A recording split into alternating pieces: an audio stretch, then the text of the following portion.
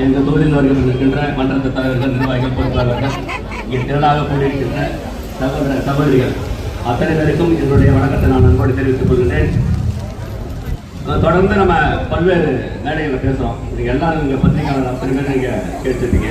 வணிக மாநாட்டு அனைத்து துறைகளிலும் ஊழல் இருக்கிறது நம்ம எடுத்து வச்சோம். பல மீட்டிங்லேயும் நம்ம இதை சொல்கிறோம்.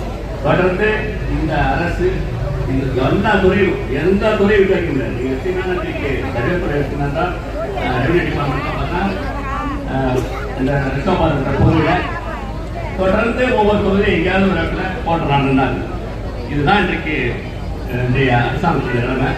ஒவ்வொரு துறையும் ஊழல் நடக்கிறத நம்ம வெளிக்காட்டணும். அதுக்கு நிறைய பேருக்கு ரொம்ப கோபம் வருது. எங்கள் ஆட்சியில் சொல்லாத அத்தனை துறைகள் இன்றைக்கு ஊழல் குறைய வைக்கப்பட்டிருக்கிறது என்பதை அனைத்து மக்களும் நன்றாக அறிவார்கள். அதனுடைய மாற்றத்தின் விளைவாக தான் இன்றைக்கு மக்கள் எல்லாம் தேசிய மாற்றத்தின் பின்ன இன்றைக்கு வந்து கொண்டிருக்கின்றார்கள். இருக்க நம்முடைய தேசிய மன்றத்துடைய அன்பு தலைவர் சார்லஸ் மார்ட்டினுடைய தரத்தை வலுப்படுத்தும் விதமாக நாம் பணியாற்றிக் கொண்டிருக்கின்றோம்.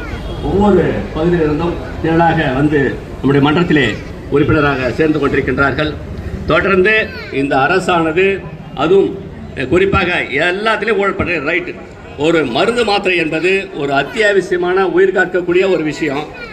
அதை கர்ப்பிணி பெண்களும் குழந்தைகளும் வயதானவர்களும் இன்றைக்கு அதை வாங்கி சாப்பிட்டு இன்றைக்கு அந்த இப்படி ஒரு மோசமான நிலையை ஊக்குவித்துக் கொண்டிருக்கின்ற அந்த அரசு வன்மையாக கண்டிக்கின்றோம். இந்த அரசு தொடர்ந்து இந்த வரை ஊழல் செய்கின்ற அதிகாரிகளுக்கு துணை போகின்ற அரசாக ஆட்சியாக இருந்து கொண்டிருக்கின்றது. இந்த ஆட்சியை அகற்றப்பட வேண்டும் என்றுதான் நாம் தொடர்ந்து வலியுறுத்தி குரல் கொடுத்து கேட்டுக்கொண்டிருக்கின்றோம். உதாரணமாக 2024 ஆண்டு சட்டசபை கூட்டத்திலே சட்டசபை மன்றத்திலே நான் இதை பேசினேன். மருந்து தயாரிப்பதிலே கொள்முதலே மிகப்பெரிய ஊழல் நடந்து கொண்டிருக்கிறது. சிஏஜி அறிக்கை இருக்கின்றது. தரமற்ற மருந்து மாத்திரைகளை வாங்கி கொடுத்திருக்கிறார்கள். அவர்கள் எல்லாம் தண்டிக்கப்பட வேண்டும்.